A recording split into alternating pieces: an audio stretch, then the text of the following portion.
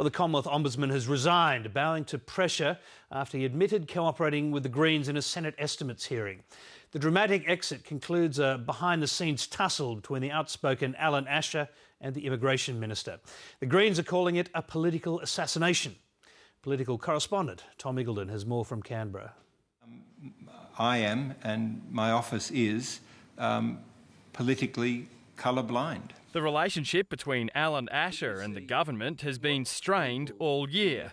In February, he produced a report warning of overcrowding on Christmas Island and asked for a meeting with the Immigration Minister. An internal email from the Minister's office shows the reaction from his Chief of Staff.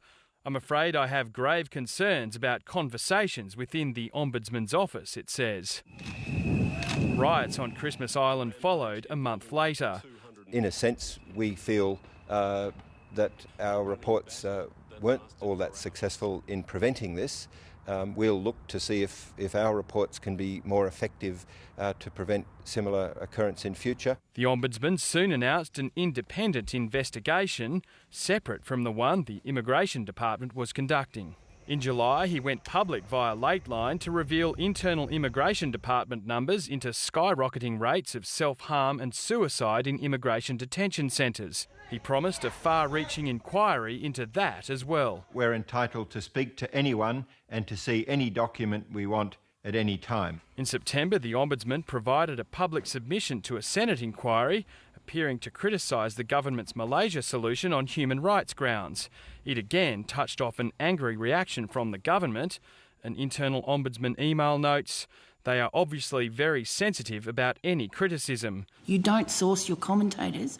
2 days later, the behind-the-scenes war of words erupted into public. Yeah, but Mr Asher, isn't that a policy matter over which you've got no jurisdiction to comment? Labor Senator Trish Crossan repeatedly attacked Mr Asher over his public statements. You are making a comment about the government's policy, and what's your response to that? My response is that the aspect of the policy that we're addressing there is the extent to which it can be administered in a fair, open and just way. Senator Crossan then delivered what would be the death blow, demanding Mr Asher release emails between he and Greens Senator Sarah Hanson-Young. They later proved he'd written questions for her to ask him in an earlier committee hearing. In February, you issued a report and you warned the government about the situation on Christmas Island. You said it was unsustainable. Why did you decide to launch that inquiry when the government has their own inquiry, the Hawke-Williams inquiry? I think it remains for the Ombudsman to explain how this conduct meets his obligations of independence and impartiality. That's a question for the Ombudsman himself. Today, the Ombudsman resigned after admitting he'd acted improperly. The Ombudsman, by his own admission, made a very serious mistake, which I think undermined confidence in him and potentially in his office. The opposition leaders suggesting the Ombudsman's actions in going to the Greens were born of frustration. It says something about the dysfunction at the heart of this government, that a senior statutory officer finds it necessary to get questions asked of himself in estimates rather than simply being able to approach the government in the normal way. Yes, but I'm not going to disclose. The practice of public servants colluding with politicians in the committee process isn't new.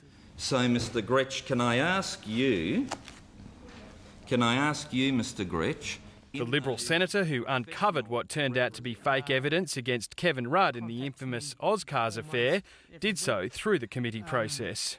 He emailed my office a list of questions suggesting that they be asked on the 4th of June, and I asked those questions. The Greens are incensed at today's resignation. This is a political assassination of a very decent Australian working in the public interest. The signal here to the next Ombudsman is keep your head down, don't make waves, and listen carefully for the dog whistle of politics, and be obedient.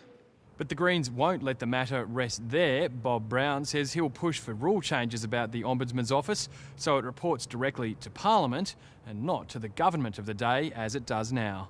Tom Iggleton, Late Line.